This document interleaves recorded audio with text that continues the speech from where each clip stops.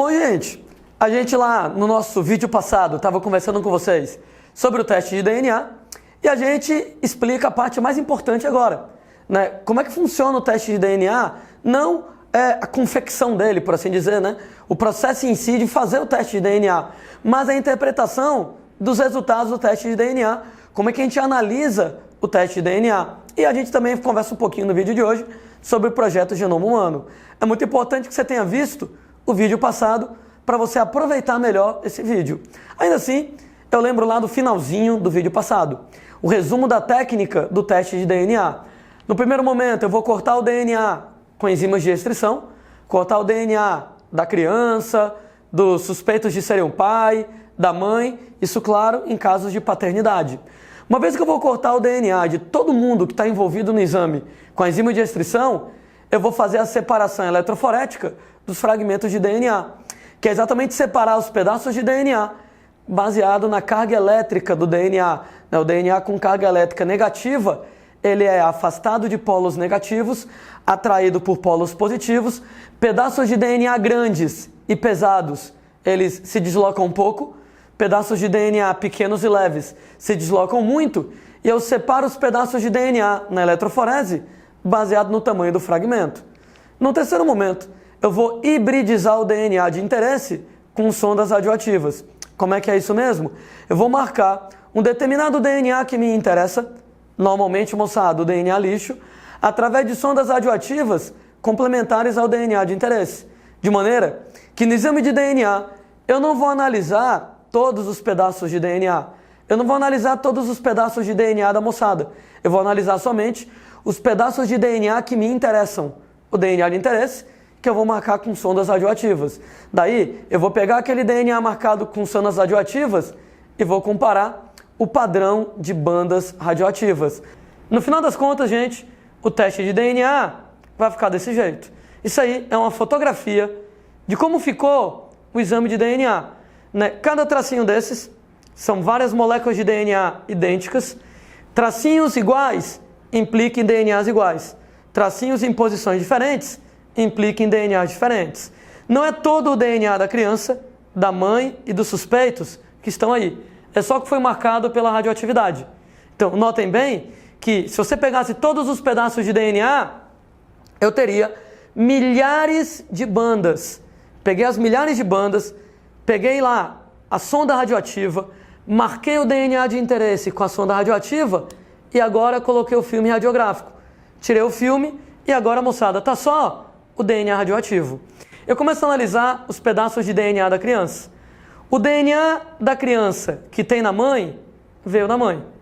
Então o DNA da criança que tem na mãe, veio da mãe. Comparando outro pedaço. O DNA da criança que não veio da mãe, gente, tem que ter vindo do pai. Eu estou começando a achar que o pai é o suspeito 2. Vou comparar outro pedaço de DNA da criança. O DNA da criança que tem na mãe, veio da mãe. O DNA da criança que tem na mãe, veio da mãe. Já o DNA da criança que não tem na mãe, ele tem que ter vindo do pai. Pode notar que todos os pedaços de DNA que tem na criança e não tem na mãe, vieram no pai, aqui nesse caso. Em azul, a gente vai ter os pedaços de DNA que tem na criança e que tem na mãe também. Em vermelho escuro, os pedaços de DNA que tem na criança e não tem na mãe, eles têm no pai. Percebam bem que todos os pedaços de DNA que estão em azul, que tem lá na criança e não tem na mãe, tem que ter vindo do pai, e todas elas existem no suspeito 2. Gente, suspeito 2, ele é o pai. Ou seja, é desse jeito que nós vamos trabalhar com o exame de DNA. É basicamente, moçada, uma questão de matemática, uma questão de conjuntos, onde meio que você vai fazer por eliminação, né? Então, o DNA da criança que tem na mãe, veio da mãe. O vermelho que tem na criança, tem na mãe. O DNA da criança que está em azul, que não tem na mãe, todo ele veio do suspeito 2. Então, o suspeito 2, ele tem que ser o pai. Algumas questões clássicas sobre o teste de paternidade pelo DNA. Será que o teste de DNA só pode ser feito com sangue? Como eu disse, não, né? Ele pode ser feito com qualquer amostra de DNA. Fio de cabelo, mucosa da boca e etc e tal. Comentando que a PCR pode ser usada para criar várias cópias do DNA até obter DNA suficiente para fazer o exame. Outra, sou primo da mãe. Existe o risco de o teste de DNA me confundir com o verdadeiro pai da criança? Um clássico, né, gente? O primo pegou a prima, né? Quem nunca, né? Nessa brincadeira do primo pegar a prima engravidou. Suponha que a prima, nesse caso lá, engravidou, mas o pai não seja o primo, seja outro cara. Será que exame de DNA tem como se confundir? Porque, bem ou mal, a criança que vai nascer é parente do primo, né? Se o primo pegou a prima e a prima está grávida, a criança, no mínimo, é prima em segundo grau do primo. Então, o medo, de repente, lá eu sou parente de uma determinada pessoa, ela está grávida, eu não sou o pai. Tem perigo do exame de DNA me confundir com um pai, eu não sendo pai? Sei lá, de repente lá, eu sou tio da criança, ou eu sou primo da criança, ou eu sou avô da criança. Tem como o exame de DNA confundir o grau de parentesco? Se é pai, se é irmão, se é tio, se é primo? Tem não, gente. Né? O grau de semelhança é diferente entre graus de parentescos diferentes. Por exemplo, a semelhança esperada entre uma criança e o pai, a mãe ou o irmão é de 50%. Avós, tios ou meios irmãos é na casa de 25%. Primos é 12,5%. Primos de segundo grau é 6,25%. E daí por diante. Ou seja, naquele caso do primo pegar a prima engravidou. Mesmo que tenha sido de outro cara, não tem perigo, gente, dele ser acusado como pai, porque ele vai ser no máximo primo em segundo grau da criança. E aí, nesse caso, se ele é primo em segundo grau da criança, o grau de semelhança dele é de somente 6,25%. Se ele fosse o pai de verdade, seria 50%. Se ele fosse avô, 25%. Se ele fosse tio, 25%. Ou seja, para cada grau de parentesco, eu tenho um determinado grau de semelhança em relação aos DNAs. Pega esse caso, por exemplo. Eu tenho uma criança e um suposto pai. Será que nesse caso, dá para ver se a criança é ou não é filha do cara? Eu estou analisando 10 bandas. Pode notar aí, de 1 até 10. Percebam que nessas 10 bandas, essas 5 que eu estou marcando, elas são exatamente iguais no suposto pai e na criança. 5 de 10 é 50%. 50% é o que eu esperava entre uma criança e o pai em termos de semelhança, confirma a paternidade. Ou seja, nesse caso, mesmo sem o DNA da mãe, mesmo que eu não tenha o DNA da mãe, eu tenho o DNA da criança e tenho o DNA do suposto pai. Não tenho o DNA da mãe, eu vejo pelo grau de semelhança. 10 pedaços de DNA na criança, 10 pedaços de DNA no pai. Quando eu comparo, dos 10 pedaços de DNA na criança, 5 semelhantes no pai, 5 coincidentes. 5 de 10, 50%, como eu esperava de um pai, 50% de semelhança. Um outro questionamento. O suposto pai morreu. É possível fazer exame de DNA nesse caso? Gente, é sim, né? Eu posso utilizar o DNA de parentes, lembrando que nesse caso lá o grau de precisão não é o mesmo, mas é bem parecido. Ou posso, gente, exumar o cadáver. O termo exumação diz respeito lá a você desenterrar o cadáver e coletar DNA nele. O Landim, vai ter DNA no cadáver? Vai. Mas se o cara morreu há muito tempo, não tem problema. O DNA, gente, ele pode durar às vezes milhares e milhares de anos. Então mesmo que o cara tenha morrido há bastante tempo, claro que vai ser menos do que milhares de anos, vai ter DNA nele lá para você comparar. Só não dá certo se o corpo foi cremado, né? Realmente, se o corpo foi cremado, eu não teria como fazer esse tipo de análise. Não vai ter DNA intacto num corpo cremado. Mas se você tem um cara enterrado e sabe onde ele foi enterrado, dá pra gente chegar e fazer esse exame de DNA. A gente lembra que o DNA também pode ser utilizado, o exame de DNA, no caso do DNA fingerprint, em casos de criminalística. Nesse caso, eu tenho uma vítima de um crime, a prova, 3 suspeitos. Por exemplo, um caso de agressão sexual. No caso lá de agressão sexual, né, o esperma do agressor, ele vai estar misturado com o fluido vaginal da vítima. Eu não tenho, moçada, como naquilo lá, separar o que é DNA do esperma, o que é DNA do fluido vaginal, o que é o DNA do agressor, o que é o DNA da vítima. Então, o que é que eu faço? Coleto o DNA inteiro e faço exame e separo. E como é que eu faço para saber o que é da vítima e o que, nesse caso, é do agressor? Ah, é muito simples, né? Quando eu começar a comparando essa banda, o DNA, nesse caso da prova, que não está na vítima, ele tem que vir do agressor. Então, o DNA da prova, que não é da mulher, nesse caso, é porque é do esperma. Ou seja, o DNA que você tem lá, a mistura do fluido vaginal com esperma, o DNA todo misturado, o que não tem na vítima, O que não é do fluido vaginal tem que ser do esperma, tem que ser do agressor. Percebam bem que nesse caso, né, essa primeira banda que eu estou comparando, esse primeiro tracinho de DNA não ocorre na vítima. Então ele tem que vir do agressor, o agressor tem que ser o suspeito 3. Né? Eu vou comparar todos esses pedaços. Percebam bem que todos os pedaços de DNA que você tem na prova e que você não tem na vítima, tem no suspeito 3. O que quer dizer que nesse caso, o suspeito 3 é o dono da amostra do DNA, ou seja, ele é o culpado. Cuidado que, enquanto no exame de paternidade a gente vai fazer aquela comparação, o DNA da criança que tem na mãe veio da mãe, o DNA da criança que não tem na mãe veio do pai, no caso do DNA fingerprint para criminalística, o DNA que tem na prova e tem na vítima veio da vítima. O DNA que tem na prova e não tem na vítima veio do agressor. E nos casos de DNA fingerprint, tem que acontecer 100% de coincidência entre o material genético da prova e do suspeito, né? No caso de paternidade, é só 50%. Porque o seu DNA é 50% igual ao do seu pai e 50% igual ao da sua mãe. Mas no caso de criminalística, o DNA do esperma, da gota de sangue do fio de cabelo, tem que bater 100% com o suspeito. Lembrando que o teste de DNA não consegue fazer diferença entre clones, irmãos gêmeos univitelinos, uma vez que o material genético deles é 100% igual. Daí, estou em dúvida entre dois irmãos gêmeos univitelinos, quem é o pai de uma criança? Eita, gente, lascou, né? Não dá para saber quem é quem. Né? O material genético dos irmãos gêmeos univitelinos é igual, o teste de DNA não vai conseguir saber quem é o pai nesse caso. Análise de impressão digital, entretanto, consegue fazer a diferença entre clones, uma vez que a impressão digital apresenta componentes genéticos e ambientais, e nesse caso é diferente até em clones. Ou seja, você encontrou uma cena no lugar do crime, uma gota de sangue, está em dúvida entre dois irmãos gêmeos univitelinos, quem é o autor do crime? Não adianta, não vai ajudar, né? Porque pela gota de sangue eu poderia fazer exame de DNA, mas não dá para fazer a diferença entre irmãos gêmeos univitelinos. Entretanto, se eu encontro a boa e velha impressão digital no lugar do crime, a impressão digital, ela consegue ver a diferença entre os irmãos gêmeos univitelinos. Eu sei que o exame de DNA é muito mais moderno, é muito mais tecnológico do que a impressão digital, mas o exame de DNA não conseguiria ver a diferença entre os irmãos gêmeos univitelinos. A impressão digital, ela consegue ver. Um último comentário aqui pra gente, né, moçada? O projeto Genoma Humano, PGH, foi um projeto desenvolvido entre 1990 e 2003 que foi mapear todo o nosso genoma.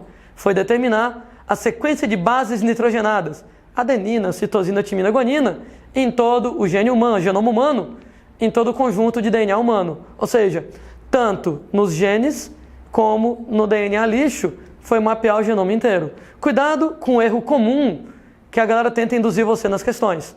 O projeto Genoma Humano não desvendou o código genético. O código genético é a relação entre códons e aminoácidos. Desde 1964 que eu conheço a relação entre códons e aminoácidos. AAA define lisina, GGG define glutamina, AUG define metionina. Isso é o código genético. O que o projeto Genoma Humano fez é desvendar o genoma, a sequência de bases nitrogenadas nos genes como um todo. Então, o gene da insulina, sequência é A, C, T, G, A, não sei das quantas. O gene para cabelo liso, sequência é T, C, A, G, G e etc e tal. Então, cada gene que você tem, os 24 mil genes que você tem, o genoma humano foi mapear e determinar qual é a sequência que eles têm. Com que objetivo? Identificar genes relacionados a doenças. É bacana, né, moçada? Que quando você vai lá, identifica um gene relacionado à doença, eu consigo diagnosticar precocemente a doença. E quanto mais cedo eu conseguir diagnosticar, mais cedo eu consigo tratar. Se eu descubro, por exemplo, que uma criança tem uma determinada doença genética, né, eu começo a fazer o tratamento nela o mais cedo possível para evitar problemas. O que não dá para fazer é prevenir uma doença genética. Então dá para você diagnosticar precocemente, tratar precocemente. Agora, prevenir não tem como, né? Como é que eu vou evitar que a criança tenha a doença? A não ser por aconselhamento genético. Então, se você tem casos de doença genética na família, você vai no médico, o médico vai lá e faz uma árvore genealógica da sua família, estuda o risco de o seu filho nascer com aquela doença. No que ele estuda o risco de o seu filho nascer com aquela doença, às vezes ele vai dizer, olha, o risco do seu filho nascer com a doença é muito grande, não tenha filhos. Sei lá, compre um cachorro, peixinho dourado é massa. Tipo assim, né? Não tenha filhos, porque o risco da criança nascer doente é muito alto. Sei lá, adote uma criança, né? Então o máximo que o médico pode fazer é isso. Se o risco em você é muito elevado, ele pode aconselhar você a não ter filho. Né? Modernamente, a técnica de seleção de embriões, né? Isso aqui só vale para bebê de proveta, não vale para reprodução por métodos naturais, mas bebê de proveta, né? A menina está com dificuldade em engravidar, então eu vou pegar o esperma do cara, o óvulo da menina, colocar num tubo de ensaio, proveta, tubo de ensaio, fertilização in vitro num vidro. No que eu colocar o esperma do cara, o óvulo da menina no tubo de ensaio, a fecundação acontece no tubo de ensaio, na proveta, no vidro, fertilização in vitro e forma o zigoto, forma o embrião. Gente, normalmente eu fabrico vários embriões nessa técnica. E existe a possibilidade hoje de você pegar os embriões, fabriquei 10 embriões, coletar uma célula do embrião e fazer o exame de DNA nessa célula, para ver se o diacho do embrião ele tem alguma doença genética. Dos 10 embriões que você tem, esse embrião aqui é saudável, esse é saudável, esse é saudável, esse é doente, etc. Então eu posso escolher. Esses embriões doentes, eu não vou colocar na barriga da mãe. Esses embriões saudáveis, eu vou colocar na barriga da mãe. Então dá para fazer isso não por métodos naturais de reprodução. Bebê de proveta. Então pega o bebê de proveta, ou seja, o embrião, antes de colocar na barriga da mãe, faz o exame de DNA, monta o genoma dele e vê as doenças genéticas que ele tem. Se ele tiver uma grande quantidade de doenças, se ele tiver uma determinada doença muito séria, você pode optar por colocar apenas os embriões saudáveis. Alguém deve estar pensando, caramba, que legal. Alguém deve estar pensando, caramba, que arriscado, né? Escolher demais, às vezes é problemático. Né? Lembre-se das nossas preocupações com eugenia. Querer escolher demais embriões, querer escolher a cor do olho, querer escolher a cor do cabelo, isso pode levar a problemas. Diminuição da variabilidade genética na espécie humana. Né? Você pode, de repente, acabar tendo preconceito com pessoas que, nesse caso lá, nasçam com problema genético. Então, a gente tem que ficar com o pezinho atrás. Outra possibilidade, modernamente, é a técnica CRISPR-Cas9, trabalhar com a edição de genes, né? Como já foi feito, inclusive, eu descrevi lá no vídeo passado, a possibilidade de você pegar um embrião, bebê de proveta, não dá para fazer em reprodução natural. Fiz o embrião do bebê de proveta, fui lá no DNA dele, cortei o gene de uma doença e coloquei o gene normal. Né? E dessa maneira eu posso prevenir que a criança nasça doente. Isso aí super moderno, né? Isso aí, moçada, é de pouquíssimo tempo atrás, ainda está em fase de estudo. Outro objetivo do projeto Genoma Humano é identificar genes relacionados à predisposição a doenças. Então tem pessoas que têm predisposição a uso de drogas, a doenças cardiovasculares e etc e tal. E eu posso prevenir precocemente, né? Se eu descubro que uma determinada criança ela tem genes que aumentam o risco dela ser usuária de drogas, poxa, eu vou educar ela desde criança, pelo amor de Deus. Não mexe com droga, você tem um risco maior de ficar viciado. Por que tem gente que usa cocaína de vez em quando e não vicia? Tem gente que usa uma vez e fica viciado. Por que tem gente que fuma cigarro de vez em quando e não vicia? Tem gente que vicia. Genética, moçada. Genética. Então, nesse caso, se eu sei que a criança tem uma genética para ficar viciada, eu vou educar ela para não ter exatamente o perigo dela entrar em contato com a droga. Né? Se ela tem um risco alto de doenças cardiovasculares, eu vou educar a criança para comer pouco colesterol, pouco sal, para ela praticar atividades físicas e daí por diante. Como riscos do projeto Genoma, discriminação genética, a prática de eugenia. Na verdade, o projeto Genoma foi concluído em 2003, mas nós não vimos ainda muitos resultados práticos. Por quê? Porque a maioria dos genes eu ainda não sei para que serve. Então nós descobrimos mais ou menos 24 mil genes na espécie humana e a maioria eu não sei qual é o papel deles. E agora nós estamos fazendo o proteoma. Proteoma é a determinação das proteínas codificadas por cada gene do genoma. Proteoma é o conjunto total de proteínas que você tem para determinar a função de cada gene. E o metaboloma, que é a determinação da função metabólica de cada proteína que você tem em você. Nesse caso, o metaboloma é o conjunto de todos os metabólitos. O metaboloma é você montar os mapas metabólicos em você, determinar o papel de cada proteína produzido por cada gene dentro do seu organismo. Gente, a nossa questãozinha de sempre, né? Para verificar a eficácia do teste de DNA na determinação de paternidade, 5 voluntários, dentre eles o pai biológico de um garoto, cederam amostras biológicas para a realização desse teste. A figura mostra o resultado obtido após a identificação dos fragmentos de DNA de cada um deles. Então ele coloca para a gente esse esquema. Após a análise das bandas, pode concluir que o pai biológico do garoto ele vai ser, ora moçada, o DNA da criança que tem na mãe veio da mãe. Então esses pedaços de DNA que estão marcados aí, tem na criança, tem na mãe, veio da mãe. Os pedaços de DNA da criança que não tem na mãe, tem que ter vindo no pai. Pode notar que todos os pedaços de DNA em azul são pedaços de DNA que tem na criança, não tem na mãe, tem no pai, tem no indivíduo 4. Ou seja, moçada, nesse caso, o 4 ele vai ser o pai da criança, letra D de dado para marcar.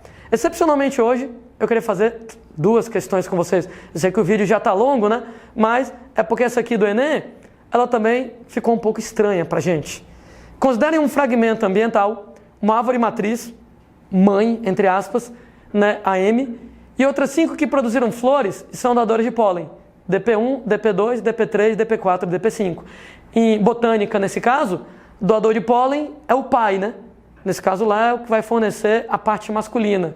Então M, a matriz, entre aspas, é a mãe, DP1, DP2 e etc. são o pai aí na brincadeira.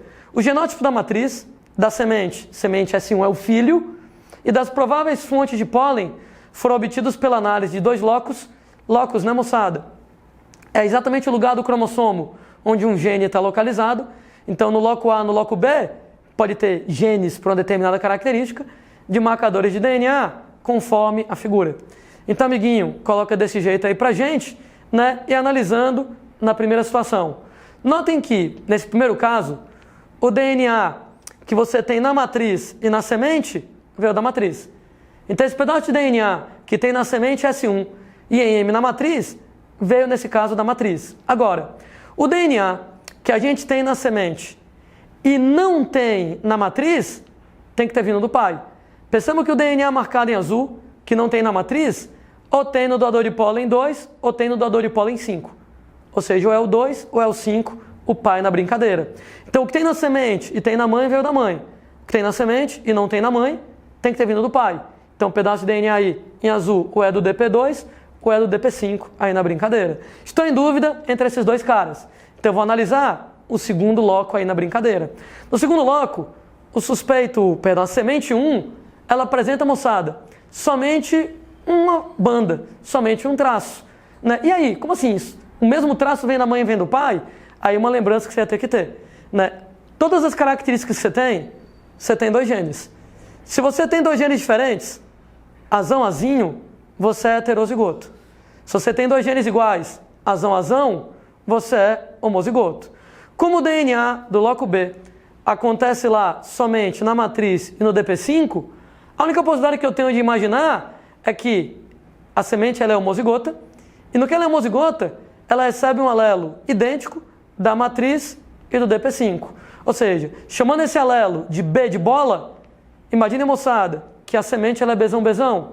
E no que a semente é Bzão-Bzão, ela ganhou um Bzão da matriz e ganhou um Bzão lá do doador de pólen 5. Olha que o doador de pólen 5 é o único que pode ser o pai, porque ele é o único que também tem o pedaço de DNA marcado em azul. Né? Então, pela primeira parte do diagrama, né, pelo alelo 1, pelo alelo A, né, como ele vai chamar para a gente, do loco A, ou é o doador de pólen 2 ou é o doador de pólen 5. Mas na segunda parte do diagrama, pelo alelo B, pelo loco B, você pode notar que na semente só tem um tracinho, só tem uma banda. Essa banda ela acontece na matriz e acontece no doador de pólen 5. Isso quer dizer que, nesse caso, ele é homozigoto. O mesmo pedacinho de DNA Bzão vê um gene da matriz, vê um gene do doador de pólen número 5, e eu estava em dúvida entre 2 e o 5. Só pode ser o 5 ele vai ser o pai.